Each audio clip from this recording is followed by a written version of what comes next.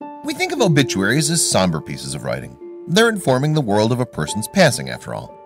But Jean Lamb knew that her eccentric dad didn't warrant a sad type of send-off, so she decided to write something different.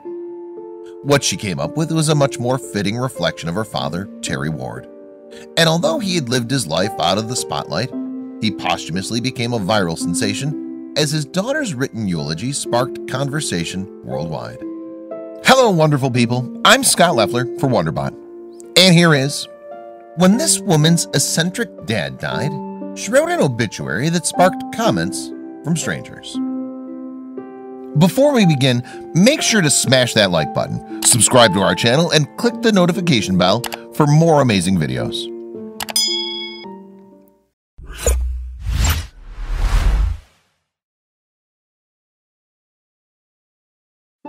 Before her father's death, Lamb had had a wealth of experience with the planning that's required when a loved one passes away.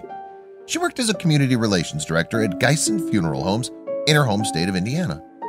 And 3 years before losing her father, Lamb's sister, Laura Pistello, had died.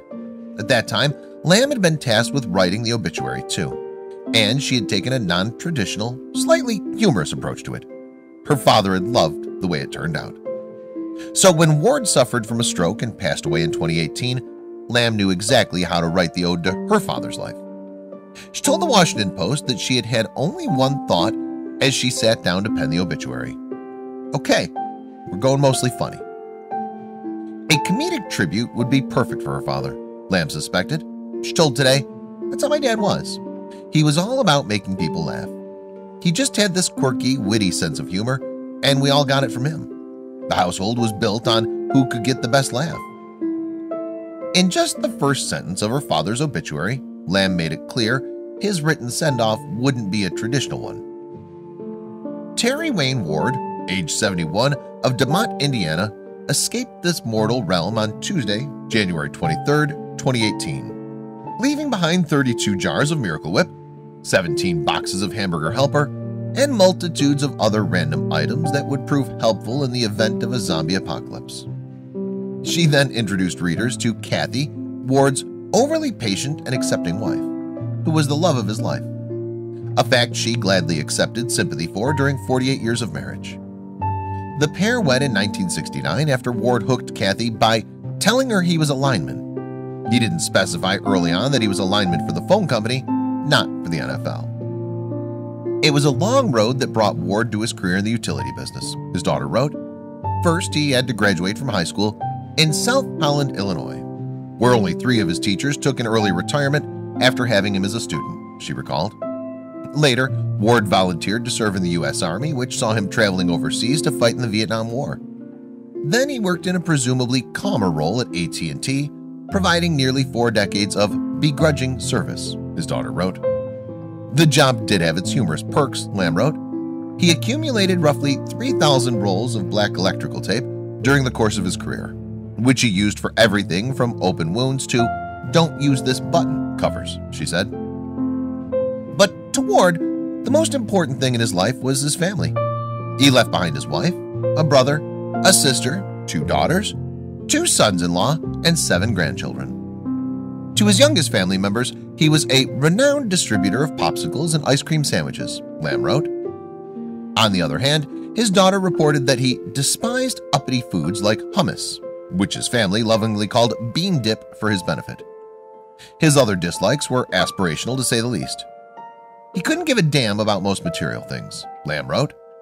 In fact, unlike most people on the planet in 2018, he never owned a personal cell phone, and he had 0 working knowledge of the Kardashians.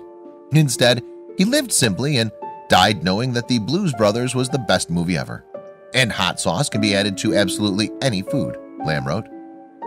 She ended her father's obituary with a final request from Ward's family. Memorial donations in Terry's name can be made to your favorite charity or your favorite watering hole, where you're instructed to tie a few on and tell a few stories of the great Terry Ward, she wrote. With that, the obituary ended, and the comments came flooding into the website where it was posted. For many people, Lamb's words hit home because they were not just humorous, but very genuine too. It's really crazy how much attention it's gotten, Lamb told the Washington Post. One commenter named Bridgie Graham Smith wrote, "I never met Terry, but I know that he provided that fun element in common everyday life." Werner and Kathleen Ott also left their thoughts on his obituary, saying, "We lost our father some time ago, and he and Terry must have been separated at birth. They would have gotten along well, we feel." Comments from friends and strangers alike continued to pour into the site.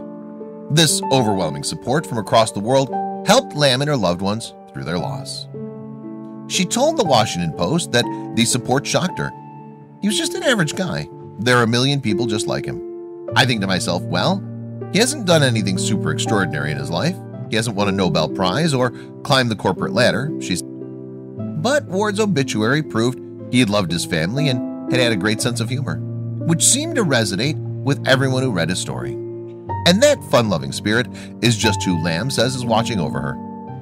"When he smiled with his whole face," she said. "His face lit up, and there was this loud, thunderous laugh he had.